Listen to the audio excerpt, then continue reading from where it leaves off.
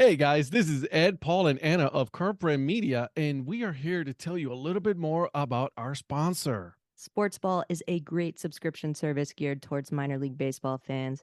Each box features a different minor league team. You get a box every 3 months with minor league baseball gear, including different styles of hats like Ed's favorite, the dad hat. The cost is less than $12 a month. Proceeds from each box goes to More Than Baseball, the only nonprofit dedicated to the well-being of minor league baseball players. We all know that Parents' Days are coming up this summer, so if you've got a mom or a dad or a grandma or a grandpa who are particularly difficult to buy for, but you know they're baseball fans, this is the answer, guys. Meet your new favorite team at sportsballbox.com. Is there anybody there?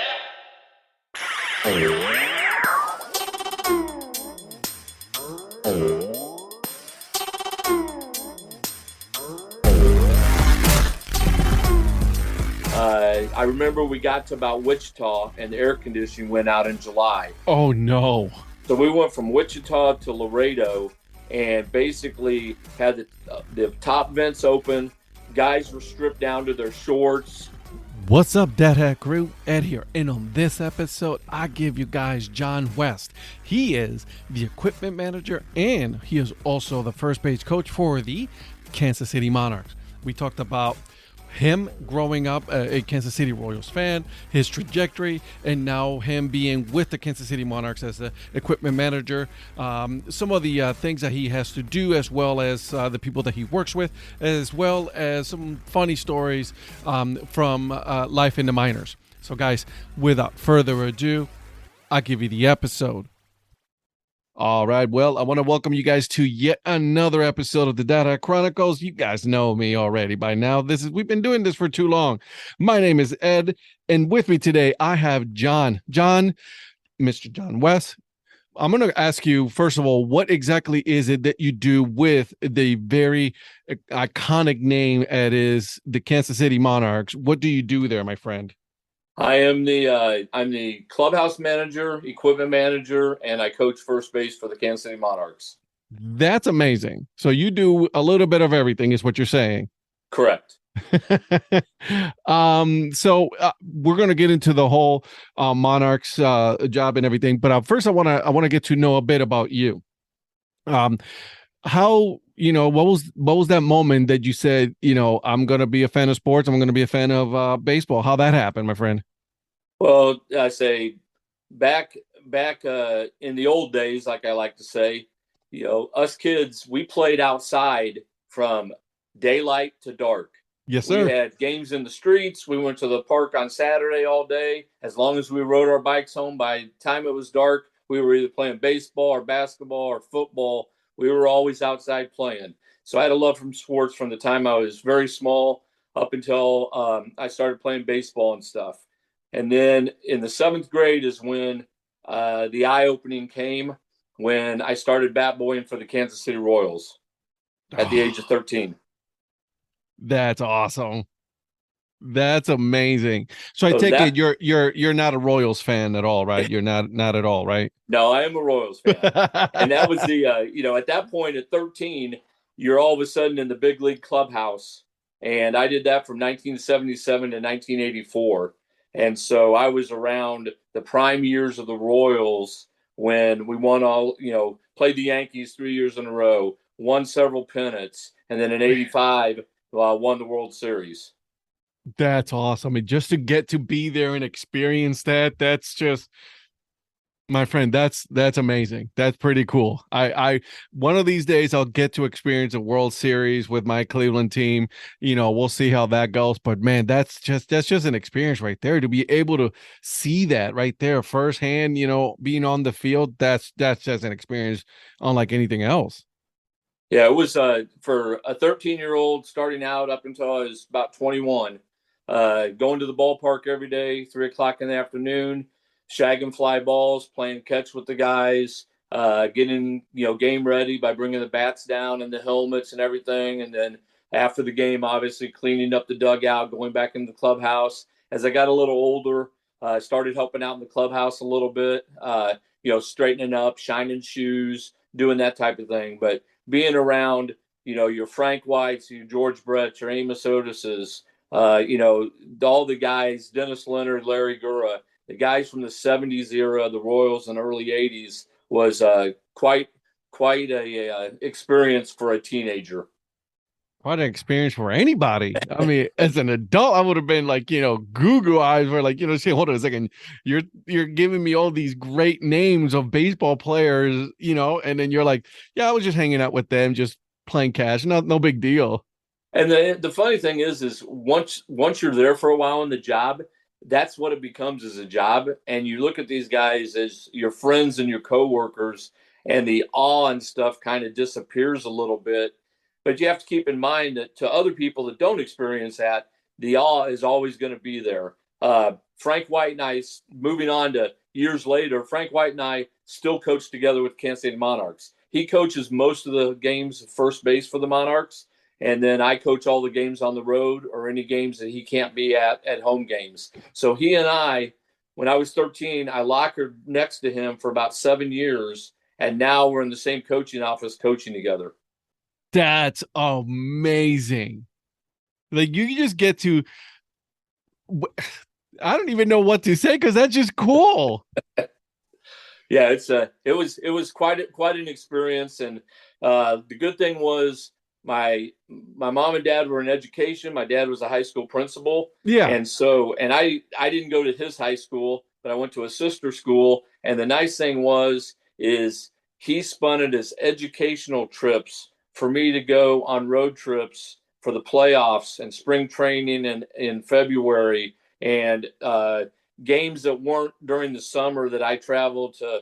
I was in Cleveland, I was in Chicago, I was in California, spring training in Fort Myers.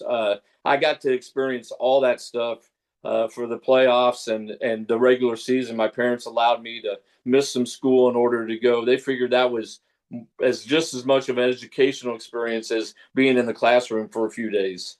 And obviously you're still continuing to, be involved in baseball, and all of that really helped you mold into what you're doing today. Correct. I take my experience from when I was a young kid and watching the other guys in the clubhouse work, and the equipment manager back then was a guy named Al Zeke, how he ran his clubhouse. And then when I was hired with what was then the Kansas City T-Bones in 2013, I took over the clubhouse, and I modeled my clubhouse after what I remember years before of how it was in the Royals clubhouse. That's okay. So let's get into that, right? Because you're the clubhouse manager, and not a lot of people get to experience or get to know exactly what that really does entail. A part of that job is what is. Tell me exactly what you do there. Well, I spend a lot of hours there. It's a very demanding job. One that you have to have the passion to do it because of the hours spent. You're there usually a typical day. We'll go through a typical day for me. Sure, yeah. After preseason, I do a lot of the ordering. I order the helmets, the jerseys, batting practice, tops, hats, everything like that, all the equipment, pine tar. Once all that comes in, I have in my clubhouse, I have an area that I keep everything organized.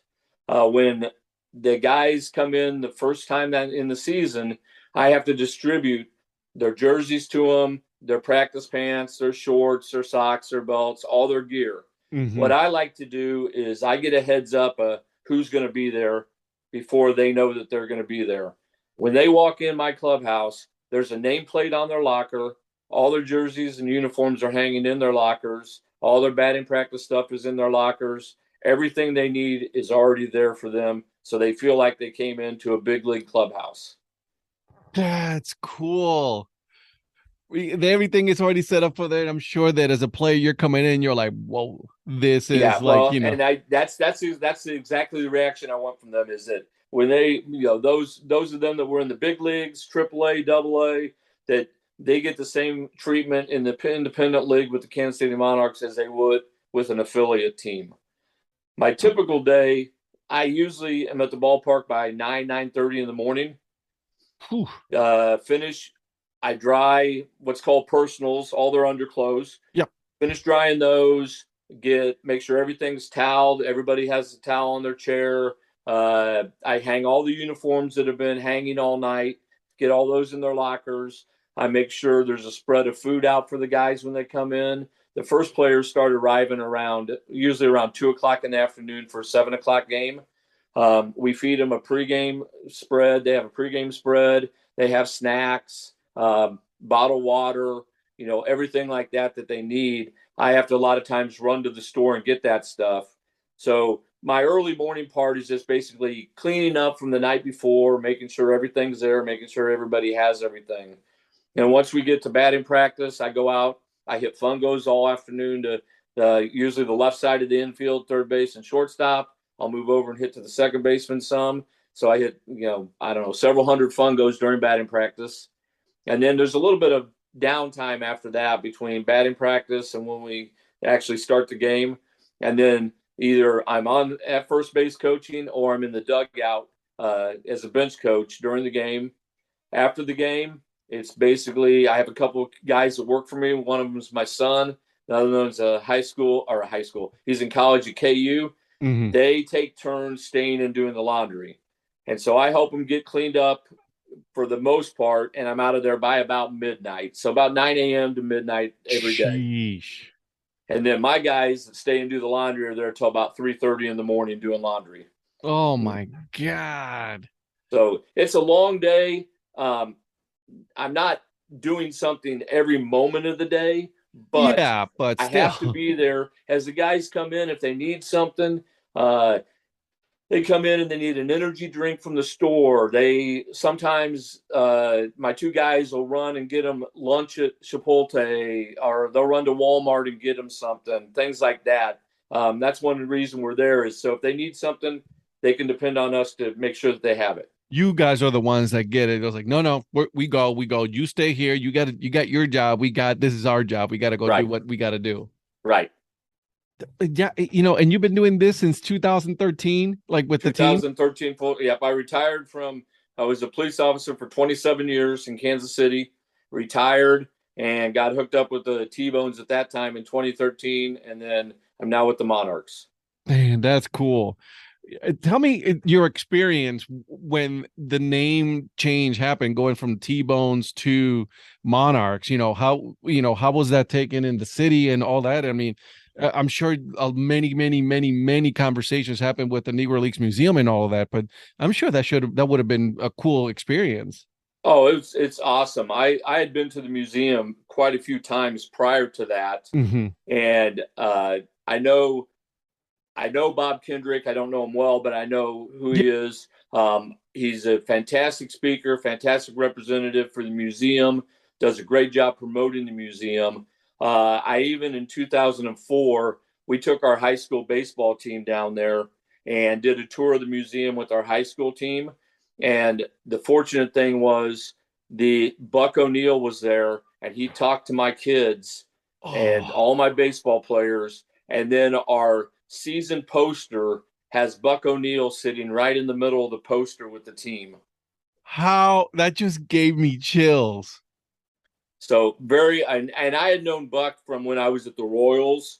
My wife a lot of times would come out to the Royals games and she would sit down near Buck O'Neill or next to him and he would have, they would chat, things like that. And he he's so gracious about everything he did, and having the baseball players there listening to him was a once in a lifetime experience for those kids. And I have in my basement, my baseball basement, I have a poster with him and the team, and then I have several individuals with he and I, and then my son was probably only 7 years old then. He was bat boying for the high school team. There's a picture of him and Buck down together. That's amazing. You got to do something that not a lot of people. I didn't get the chance to do that. So to answer your question, the city, I think, once it was announced that there was a partnership between the museum and the branding of the Kansas City Monarchs, everybody was very, very excited that they would be able to feed off of each other. Mm-hmm. And I know that I have many of the visiting players come in town and they inquire about getting tickets to the museum or going down to the museum. I've loaned my car to several players so they could drive down to the museum during the day. The visiting hotel is in the same parking lot as our stadium, so the players walk back and forth. And there's several of them that have used my car to go down just so they can tour the museum and stuff. I know when the Bananas came in town last year for their exhibition with us, that many of them went down to the museum and had a conversation with Bob, and also got to tour the museum. That's what makes baseball great, right? Like, I mean, you have an amazing museum such as the Negro Leagues Baseball Museum right there in Kansas City. You guys have that partnership with them, and the fact that like you have players coming to you and say, hey, listen, how can we facilitate for us to make it to the museum before the game so we can see this? That speaks volume right there. Yeah, that's one of the exciting parts of my job, is getting to do things like that and make arrangements so guys can experience that, because that is a vital part of baseball that for many years was forgotten. Yeah. And now I feel like that's coming back into play, where people are recognizing what great things they did during their time period. Yeah, I mean, those were a lot. Now being Major League Baseball finally consider them, major league players, right? So Right. I mean, that's long overdue, right? So, Yes. okay, so everybody loved it. Obviously the team, you guys did an amazing. You guys did awesome this year. Obviously, tell me, like, how obviously you were there all day, but it's like, what's the best part of your job? Like, what is that one thing that just keeps you coming back? Oh, I mean, there's a lot of things. The one thing is the manager, Joe Cafapietra, Yep. and the staff that we have is just tremendous. I mean, we are like a family. He treats the staff and the players as members of his family. That's He awesome. loves everybody. He wants everybody to succeed. He wants the players to move back up to the next level. That's his goal. Our goal in Kansas City is to win, obviously, but the Yeah. ultimate goal is for these guys to have an opportunity to get back into affiliate ball. And he really pushes that's what they're there for, is to get better, to get seen, and hopefully they get to move on. I'm looking at the roster, right? I mean, you can have a lot of players that have, highest level is, you got Major League Baseball, AAA. I mean, from everything, indie, all of that, and from all over the map too, right? Right. It's not just, local kids, but it's just they're from all over my native land here, Puerto Rico, right? Like, I mean, you got some guys from Puerto Rico, so that's awesome. Right. We Go ahead. The players that come in and have played over the years for the Monarchs are from all over the country and from all levels. We had, I think last year at one point, we had 9 former major league players on our team. And they enjoy coming to Kansas City. They love the team. They love the ballpark. They love, our fan base. They enjoy playing in Kansas City. So let's talk about that competition, right? Because a lot of people say, "Oh, it's indie ball," but like, listen, indie ball is fun. I've been, to the High Point Rockers and everything, and playing, that's some, some high level. Like, this is like, we're here to just like, we're not learning, we are winning, we're playing, and we're gonna win. Right. The 12-team league that we have, the American Association. Yep. Every team is competitive. And every person that steps on the playing field has the aspiration to move back up to, or move to the next level. Mm-hmm. So the competition is unbelievable. The pitchers, there's nobody out there, not trying to get somebody out. There's hitters at every at bat are trying to get on base. When they get on base, they're trying to get to the next base. Yep. I mean, it's from the minute you step on to the minute the game's over. Both teams are competing. I don't think over the 10 years, 11 years I've been there, I've ever seen a team step on the field and just kind of say, well, it's just a game today. We'll just show up and see what happens. They're out there competing, wanting to win. Yeah, because you got the Chicago Dogs, the Cleveland Railroaders, right? Railcast, the Cougars. You got the Milkmen, right? The Gold Eyes Right? up in Canada. So Winnipeg. yep. So you guys have some legit competition that you can just say, like, we're going to take a day off. You can't, like, No. you just can't. It's a 100-game season, 109 days, and you can't take a day off. Every game is important, and you have to, you realize at the end of the season that game number 7 that you gave up 7 runs in an inning and ended up losing that game could come back and bite you in game 100. Yep. Absolutely. Absolutely. So let's talk about, obviously you've been around the game for, a long time. Tell me some of the, within reason, right? Some of the most fun experiences that you've had, some crazy, things have happened to you along the way with baseball. Well, for the most part, most of the days are pretty much routine, Yeah. things like that. You don't have a whole lot of different things. We had a bus ride a few years ago. We were going to Texas, which is about, then we were going to Laredo. So that was about a 12, 13-hour bus ride. We take buses everywhere. So all our trips are on buses. I remember we got to about Wichita and the air conditioning went out in July. Oh, no. So we went from Wichita to Laredo and basically had the top vents open. Guys were stripped down to their shorts. We stopped at Walmart. Guys bought fans. A couple guys tried to buy like small window air conditioners. It was crazy because it was so hot on the bus for the trip down. The guys were doing everything they could to try and stay cool for a long trip down. And of course, when you make a trip like that, when you get there, you turn around and play right away. There's no off day in between. You're gonna play after you get down there. So that was interesting on a trip like that. On the way back, was the air conditioning able to be fixed? While we were there for the 3 days, we got the air conditioning fixed, so the trip back was much better. And at times I'm thinking, I'm too old to be doing this. Right. Like with no air conditioning. You're like, do I really want to do this again? Yeah, I should have driven that trip. But I don't know. It's each year's different with a different group of guys. But I always feel like the guys get along so well, and there's so much respect between all of them. You have a few pranks here and there, but nothing outlandish. A lot of card games in the clubhouse, and believe me, there's competition in those. Of course, it's not just a card game. It's who win. It's who wins. Yeah. Things like that. But for the most part, most of the days pretty much follow a routine. So what is it about being a clubhouse manager that just makes you want to do it every day? I mean, it is a hard work, right? I mean, you said, like you said, you got to have patience. You're there from 9 until midnight, right? Until after midnight. So that, takes a toll, right?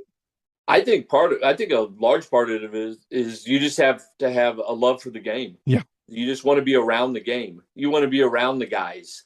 You want to share all the fun moments. One of the cool things for me is how well our players interact with fans, not only at our home stadium, but in visiting stadiums. There's a lot of people, autograph seekers, that come to our side that want our players' autographs. And I very rarely, they very rarely will not appease somebody and sign an autograph for them. I will say kudos to Matt Adams, was with us this year, who's been with the Cardinals and the Nationals. That man got 50 pieces of fan mail every day, and he sat down and signed every piece of fan mail and then gave them to me so I could go put them in the post office box and mail them back to the people. Every day he did that. You got to appreciate, things like that, right? Those are the small things that you appreciate with these guys that aren't making a lot of money at this level. Right. They do it for the love of the game. They do it because they're trying to get, to the To next the next level. level. Yeah. But they know that the fan bases in these leagues is what's important, and that's what you have to have. I was just gonna say, it's like, everybody has a goal, right? And that goal is to make it up to the next level, to get picked up by a major league team, right? Or at the very least, if you do get picked up by that team, sent out to AAA, AA, whatever it is, but Right. you're going, you're in affiliated ball now, Right. is what their Yes. goal is. Absolutely. So like you said, you have a lot of players from very different places, right? And everybody signs, they're all, everybody has, that time. How does the team facilitate that, right? Like, do you guys give them time to do that, like, during the pregame, before games, things like that? At our stadium, when they come down 20 minutes before the game at 6:35, 25 minutes before the game, when they're getting ready to stretch and throw, they'll usually come over. If fans are on the side of the dugout, they'll sign in. And then at our stadium, our clubhouse is located behind right field up a hill. You have to go up the steps up the hill. As they go up the steps, they'll stop and sign. All the fans line up there along the steps, and the players will stop and sign autographs after the game as they're heading to the clubhouse. I mean, that's a beautiful ballpark. I'm looking at some of the pictures right now from the ballpark that you Have you guys been have. there yet? Not yet. It's on the list for this year, Okay. for 2023 to make it there, because man, I want to make it back to, like, we were just talking about the Negro Leagues Baseball Museum. I got to make it there just because I mean, it's a beautiful ballpark. I can't complain. You can't say anything bad about it. Legends Field is the ballpark's beautiful. The seating's great. The fans are close to the action.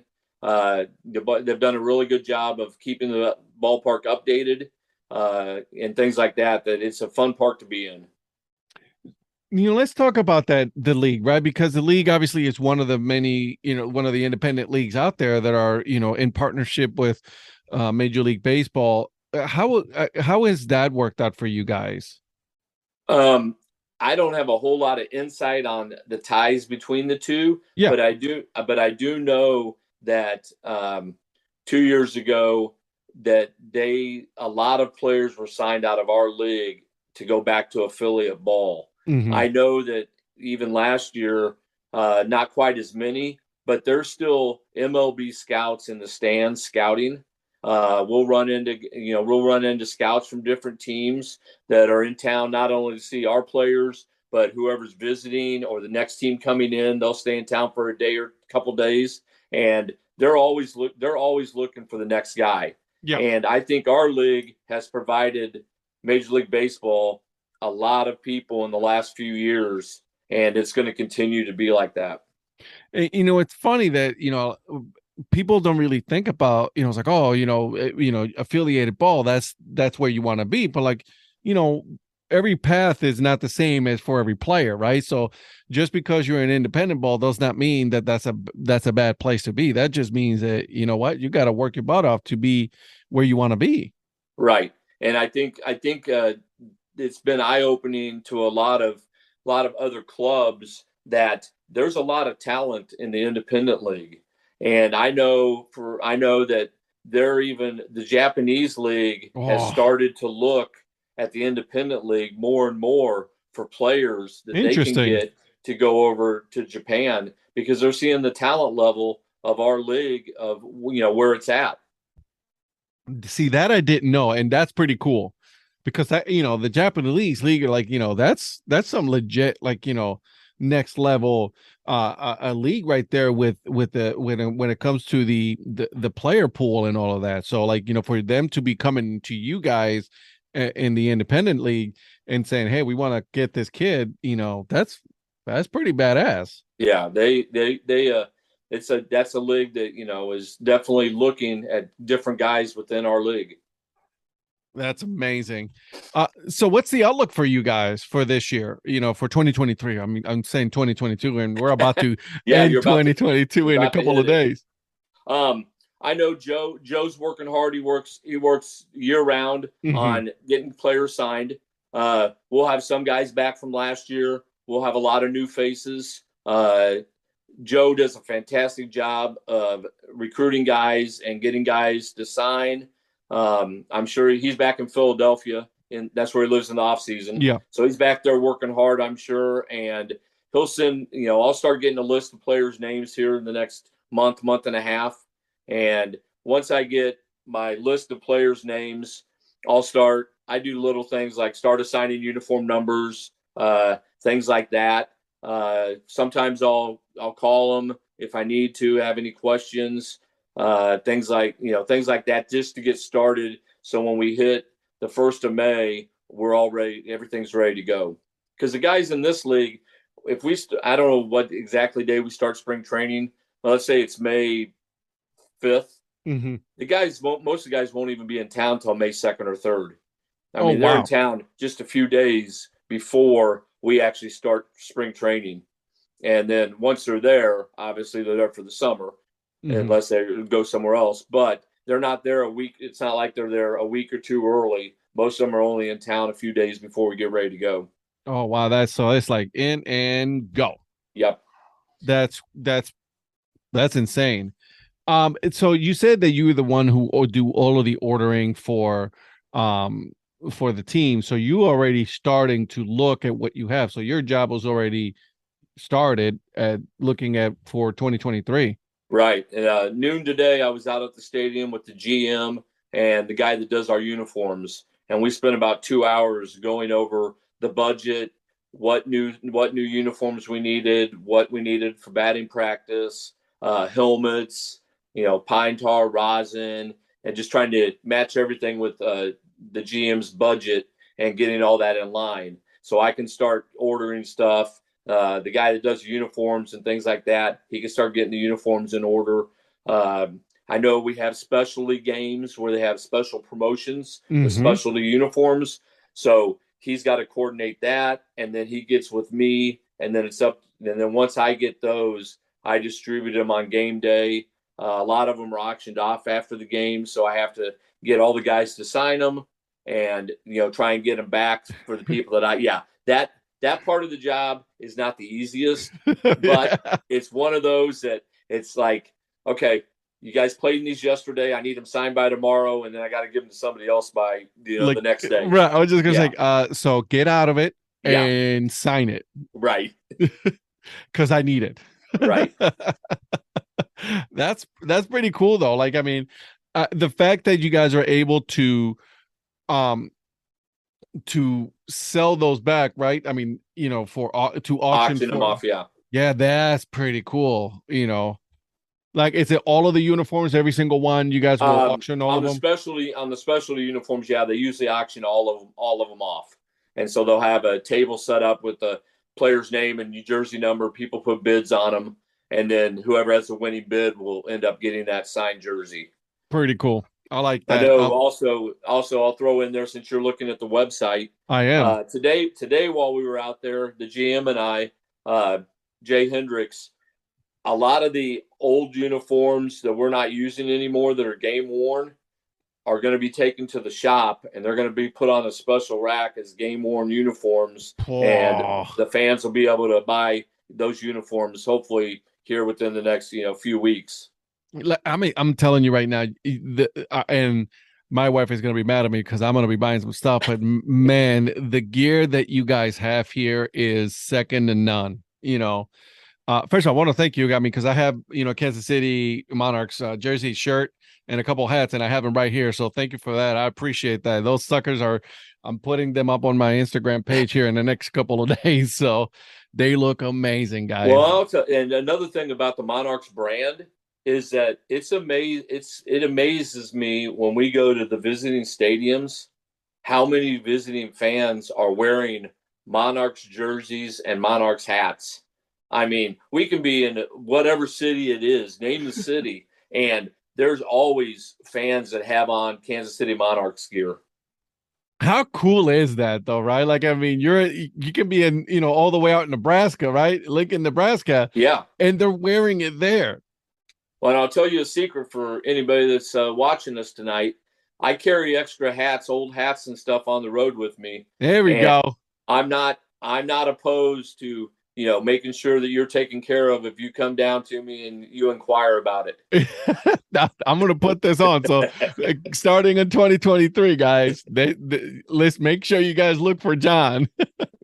That's awesome. That's amazing. And the fact that, again, it brings, because at the end of the day, right, like, yes, want to be competitive, but we also want to make sure that we have a fan base that will continue to support the team, because without that, I mean, and to me, that's my little public service duty as being a coach and equipment manager, being in charge of that stuff is, I have things that could sit back in my storeroom and just sit on a shelf, or I can take a few, and I don't take a ton, but I can take a few things on the road with me.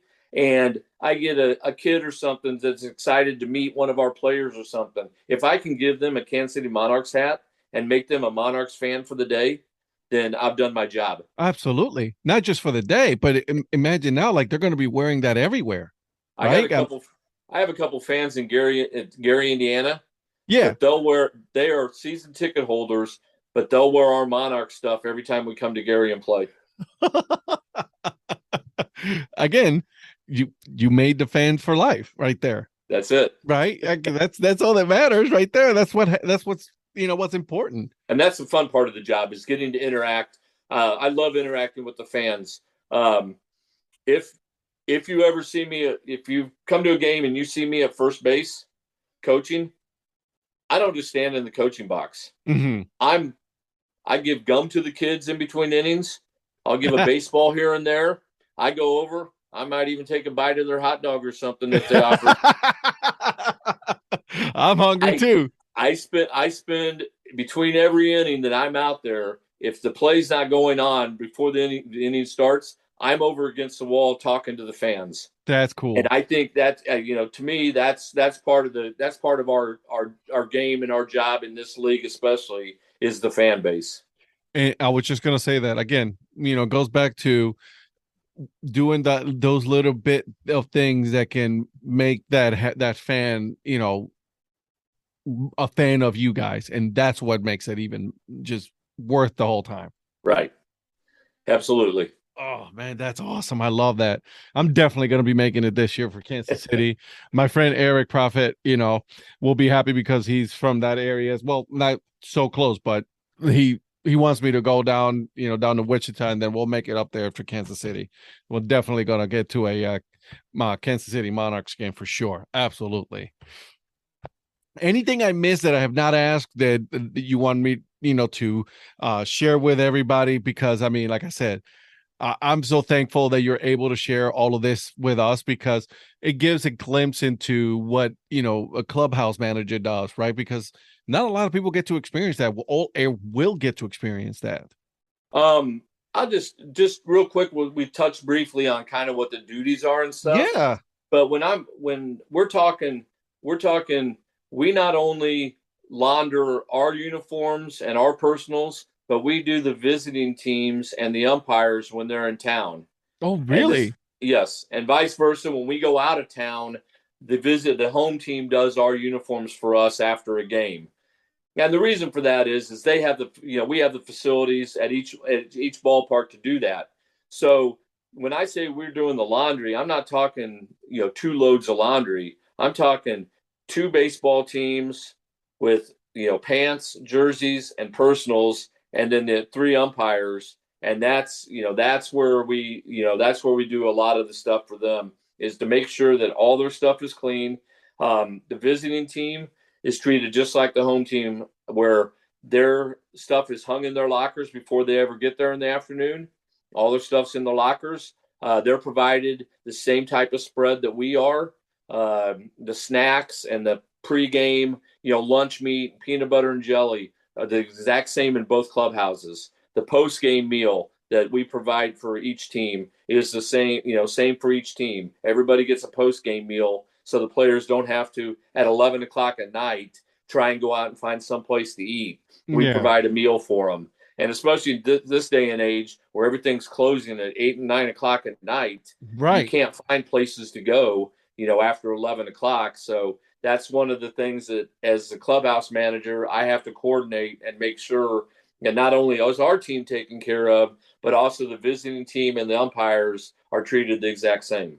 Now, so the spread, like, do you go out and get all of that, and then prepare it for the team, or do you already have it, purchase it when it's pre-made? How does that work? So the pregame stuff that is there when they arrive at 2 or 3 o'clock in the afternoon, I'll go before the series. Usually we play 3-game series against teams. So I'll run over to Walmart and Sam's Club, and I'll pick up apples, bananas, oranges, grapes, lunch meat, turkey and ham, cheese, bread, peanut butter and jelly, Little Debbie fruit snacks. Our guys love Pop-Tarts, believe it or not.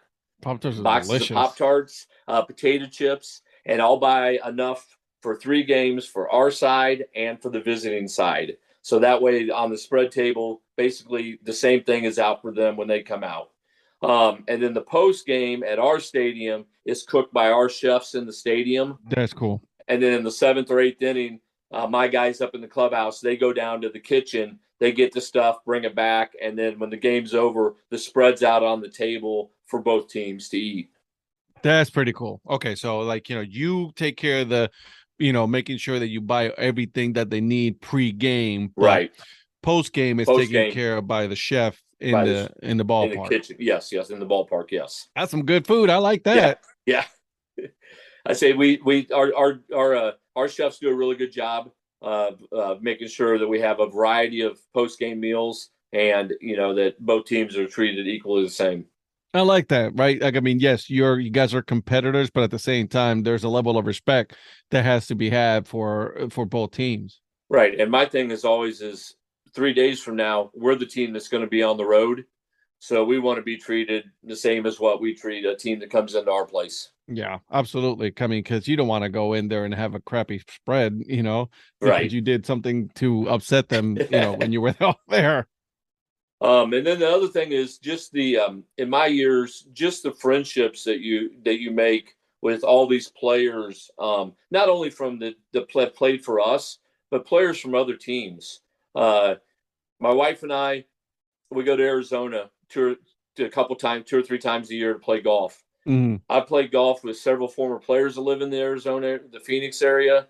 The manager from Sioux Falls, he lives in Tucson, Mike.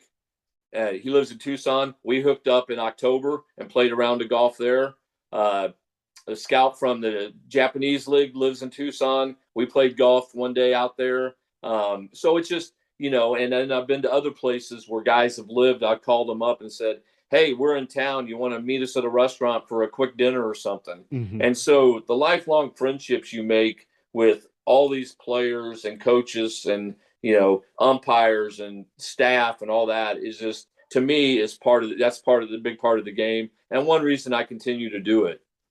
That's awesome. And long friendships, right? Like, you develop not just business, right? I mean, because obviously we're all human. We connect with people. We gotta have those interactions with people every day. So that's a lot of fun. Yeah, and that's one of the benefits of the job is all the different friendships I've made over the years of doing this. I mean, you're working with, so much, right? You spend a lot of the time, more times with them than you do with your own family. So, right. And the fact that you have your son with you, that's pretty cool. Yeah. He's been there, about almost the same time I've been there. He's a high school, history teacher and coaches high school sports. And that's kind of his summer gig is, he works out the stadium and he played college baseball in Ohio. Oh yeah, what school? He played at Malone University. Nice. Okay, so I like it. So he still will jump in the cage every once in a while and bring his glove down to the field, and he's still got a little itch for baseball, but he enjoys being around the guys, and he's a big card player, so you always find him at the table playing cards. You got to take advantage of that, right? While you're able to do that. Because obviously family and kids and all that will come eventually, and at some point it's gonna have to come to an end. All right, my friend, are you ready? I've been prepping for this. A lot of people keep telling me that. I don't know why. So I'm going to try to change it up here and there. Okay, so the first question I ask everybody is the same one I'm going to ask you. So you go to a ballpark, right? Let's say you go to a Royals game or, even to a Monarchs game, but as a fan, what is your food and drink of choice? The food would be a giant cheeseburger, and Nice. drink would be a Coke. Yeah, Coke. Coke. Nice. Okay. I like it. I'm a Pepsi guy, but it's okay. Coke, I'll only drink it out of a McDonald's, fountain drink. I don't know what it is about that, but that's the only one I'll do. That's the only one. Yeah. Okay. If you could be any fictional character, who would it be?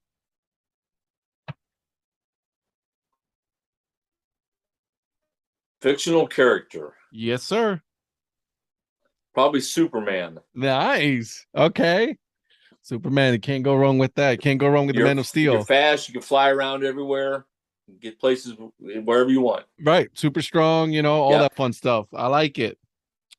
Okay. So what is the one thing you do when you're bored? My wife will love this. Flip channels. I do the same thing. As soon as the commercial comes on, it's time to change the channel to something else. Exactly. Nope. I'm not going to sit here through this. I'm going to have to get something else. Yep. All right. Okay. So which animal do you think is the biggest party animal? Biggest party animal. Oh, man. Party animal. Hey, see, you study, but yeah, got to flip the switch here. I think a bear. There you go. Dancing bear. All right, a couple more here. Would you rather go to the beach or the mountains? Beach. Oh, yeah, all day long. I will do a beach all day long. Is there a golf course there? Sure. That would make it even better. There you go. What was your first job? First job was at a country club when I was 10 years old. My dad put me on a tractor to mow. They had, I don't know, probably 20 acres of land. And so I started mowing when I was about 10. That's a lot of mowing. It was a big tractor. Hey, I like it. What was your favorite subject in school? History. I love history. Still a history buff. Yeah, I love history. This is one of my favorites too. All right. Last one here. Have you ever regifted a gift? No. What? No. Oh man, I've done it so many times. Yeah, no. Never have. Good for you, man. I don't get a lot of people that say no. So, actually on this a podcast, you're the very first person to say that have never regifted a gift. Never regifted anything. Nice. I like it. John, this was a lot of fun. Thank you so much for doing this. I appreciate that. Where can people find you? Is there any social media, Twitter, Instagram, anything like that? Well, as you can see from the gray, I'm old. I have a cell phone and I can text. I will give you, if people want to contact me, I'll give you an email address. How's that? I will put it on because the. I don't have Twitter or anything like that. Sounds good. I think I have your email here. So what I'll do is I will put your email address on the notes. Okay. And then go from there. People have questions, feel free to email me and I'll email you back. Sounds good. And then obviously I want everybody to make sure to follow the Kansas City Monarchs on social media, Twitter, Instagram. If they have TikTok, do it, because this is a fun team. And obviously with a great name in history, you can't go wrong with that. And we're looking forward to the 2023 season, which is going to be here very quickly. It'll be here before you know it, man. It will. We're about to end the year, man. And it's it. All right, John. Thank you so much. All right. I appreciate it. Anytime. I hope you guys enjoy that episode with John. Make sure you guys are following the Monarchs. Hit their website, okay? Go to their shop. buy something from them. Their stuff is awesome, okay? Now, I also put the email for him there, so if you guys want to contact John, if you're in the area or somewhere where the Monarchs are going to be, send him a message. The guy is legit a good dude, and he'll make sure to get back to you. Now, a couple of things, right? Let's take care of some business here. Make sure you also guys are following the podcast. Give it 5 stars. 5 stars means I go up on the rankings. More people get to listen to it. I want to thank you guys for listening. And then now, here's the dad joke of the episode. And what's a baseball player's least favorite Star Wars movie? The Umpire Strikes Back. All right. I see myself out. And until then, keep on grinding and always support the minor leagues. See ya.